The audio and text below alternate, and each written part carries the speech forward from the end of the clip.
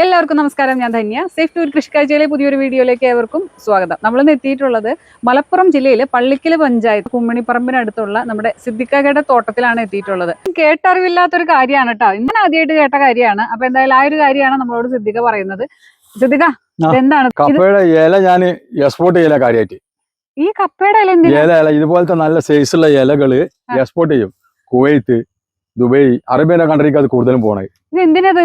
ഇത് അവിടെ അവര് പറഞ്ഞത് ഇന്തോനേഷ്യൻ ഭക്ഷണം. ഞാൻ അന്വേഷിച്ചപ്പോ ഇന്തോനേഷ്യക്കാരുടെ ഭക്ഷണമാണ്, ഒട്ടകത്തിന്റെ ഭക്ഷണമാണ്, അവർക്ക് കൊടുക്കുന്ന ഭക്ഷണമെന്നൊക്കെ പറഞ്ഞാണ് കൊണ്ടുപോണത്. ഒരു വർഷം കിലോ അല്ല, ഒരു കെട്ടിനാണ്. ഒരു കെട്ടില് അങ്ങനൊന്നുമില്ല, നമുക്ക് എടുക്കാനുള്ള കോലത്തിലുള്ള ഒരു കെട്ടിന് 500 കിട്ടും ഒരു കെട്ടിന്. അപ്പൊ ഒരു 3 കെട്ട് 4 കെട്ട് ഡെയിലി ഞാൻ ഓടിക്കും.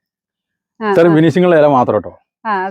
അവിടെ ഓഫീസിൽ പോയിട്ട് അവര് എക്സ്പോർട്ടിങ്ങിലുള്ള പാക്കിങ് കണ്ടാൽ നമ്മൾ നെട്ടിപ്പോവും. നല്ല അടിപൊളി പാക്ക് ആയിട്ടാണ് ഇത് ചെയ്യുന്നത്. 3 കിലോന്റെ പെട്ടിയാക്കിയിട്ടാണ് ഇത് പോണത്.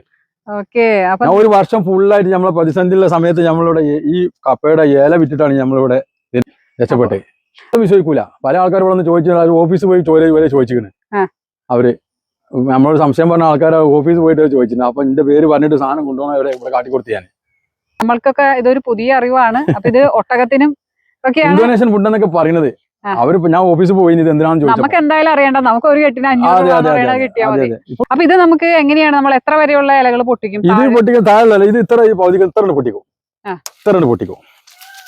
ഇത്ര ഇല പോവുള്ളൂ. ഇത് ഈ മരത്തെ നല്ല കുത്തില്ലാത്ത ഇല പോവുള്ളൂ. ഇതുപോലത്തെ ഈ ചുരുണ്ടത് പോവില്ല. അത് എങ്ങനെ നമുക്ക് പ്രശ്നമില്ല. ഓരോന്ന് മാറ്റും. നമുക്ക് അങ്ങനെ വിഷയങ്ങൾ നമുക്ക് കൊടുത്താൽ മതി. ലാസ്റ്റ് പിന്നെ അവരവിടെ നന്നായിട്ട് ക്ലീൻ ചെയ്യല്. അപ്പൊ നമുക്ക് ഈ തല ഒടിച്ചെന്ന് വെച്ചിട്ട് ഈ കപ്പയ്ക്ക് കുഴപ്പമില്ല. ഒരു കുഴപ്പമില്ല. കപ്പ ഒന്നുകൂടി ഉഷാറായി വരെ ഉണ്ടാവുള്ളൂ. അപ്പൊ ഇങ്ങനെ തല ഒടിച്ചിട്ടാണ് ഇലകള് പറിക്കുന്ന സമയത്തും കൊണ്ടുപോകും. ഇപ്പൊ ഉള്ള സമയത്ത് മൂന്ന് തണ്ടുകളൊക്കെ ഞാൻ ഓരോന്ന് ഓടിക്കും, എന്നിട്ട് കെട്ടൊപ്പിക്കും. ഈ ആഴ്ച സാധനം അവർ കൊണ്ടുപോകുള്ളൂ. അതായത് ഈ തണ്ടോട് കൂടി നമുക്ക് ഇങ്ങനെ കൊടുക്കണം. ബാക്കി അവർ അവിടുന്ന് പണിക്കാരെ വെച്ചിട്ട് അവർ ക്ലീൻ ചെയ്തിട്ട് ഫുള്ള് പാക്കാക്കല. അപ്പൊ അതിന്റെ ഏറ്റത്തുള്ള ഈ ഇതൊന്നും എടുക്കും. ഇവർക്ക് നല്ല ഫിനിഷിംഗ് ഉള്ളത് വലിയ ഇല മാത്രം മതി. ഓക്കെ. അപ്പൊ നമ്മൾക്കിത് നമ്മൾ അറിയാതെ കിട്ടുന്ന ഒരു പൈസ. ഞാനൊരു വർഷം ഫുള്ളായിട്ട് തന്നെയാണ് പരിപാടി. ഇവിടെ നാട്ടുകാർക്കൊക്കെ അറിയാം. കപ്പയുടെ ഇല വിറ്റിട്ട് കാശുണ്ടാക്കിയ ആളാന്നൊക്കെ പറഞ്ഞിട്ട് നമ്മളെ കുറെ കളിയാക്കിയവരൊക്കെ ഉണ്ടായിരുന്നു. അവർക്കൊക്കെ ഒരു മാതൃകയാണ്. അവരോട് വന്ന് കുറെ ആൾക്കാർ വന്നിന് നമ്മളെടുത്ത്.